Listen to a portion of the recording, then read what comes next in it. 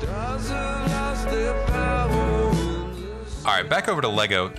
Super controversy if you're a Lego investor, and probably like a saving grace if you're a Lego collector.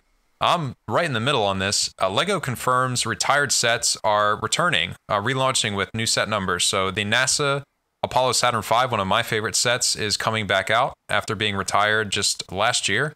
Same with the Ship in a Bottle, again retired last year, coming back. Both ideas sets, and they're coming back. The new set numbers I don't think is important. It's I think the same price point, and it's just like, yeah, these I guess were really popular, and not enough people felt like they got them, so we're gonna re-release them.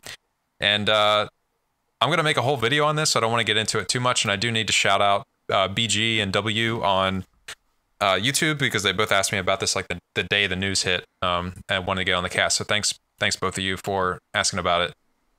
Motel, have you seen anything like this in action figure lines happen, like where something retires and then like a year later, not even, it's gonna be coming back out again due to popular demand? I don't know of anything really super particular. One of the things that popped into my head when I saw this was, remember when we were collecting all the World of Nintendo characters? Like, oh yeah, that was a big fiasco for us. I mean, I'm still sitting on so much World of Nintendo crap that just has either depreciated or stayed the same, because of the re-releases and how long stuff has sat on the shelves. These are under different numbers, these Lego sets, right?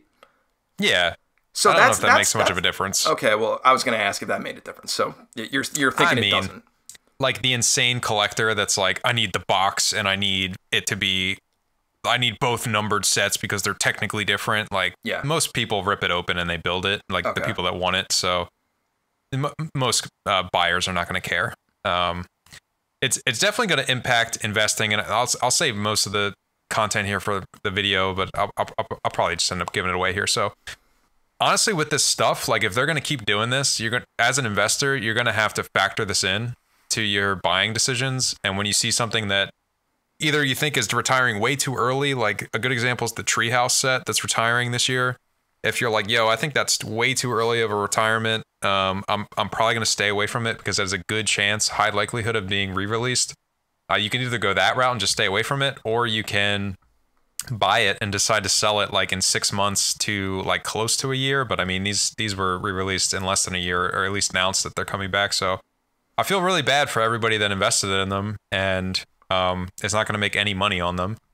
And if they continue this trend, it's going to make investing like more of a minefield than it already is. Yeah, you have to tread lightly.